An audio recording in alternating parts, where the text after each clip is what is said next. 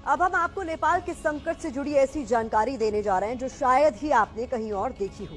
क्या आप जानते हैं कि नेपाल के राजनीतिक संकट के पीछे एक बड़ा फैक्टर जातिवाद भी माना जा रहा है। नेपाल की जनता में सालों से इस बात को लेकर भी नाराजगी रही है कि नेपाल की सरकारों और सरकारी व्यवस्था में ब्राह्मणों का दबदबा रहा है। नेपाल में ब्राह्मणों को बाहुन कहा जाता है।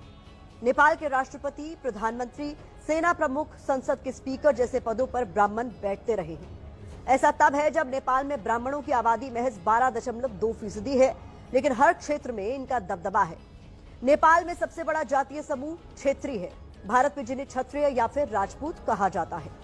नेपाल में क्षेत्रीय 16.6% है। ब्राह्मण और क्षेत्रीय को ही नेपाल में खस आर्य कहा जाता है। नेपाल में खस आर्य की कुल आबादी करीब 29% है। नेपाल की संसद में तो खस आर्य का ही दबदबा रहा है। केपी ओली भी ब्राह्मण समुदाय से ही आते हैं। इसके अलावा पूर्व पीएम प्रचंड भी ब्राह्मण ही थे। ये भी एक वजह रही कि नेपाल में दूसरी जातियों को समान अवसर नहीं मिले, जिसने कहीं न कहीं सरकारों के प्रति आक्रोश की मात्रा को बढ़ाने का काम किया। सवाल उठने लगे कि नेपाल में कम्युनिस्ट राज है या फिर ब्राह्मण राज। यहां गौर करने वाली बात यह भी है कि भारत के एक और पड़ोसी देश में राजनीतिक अस्थिरता का संकट गहरा गया है।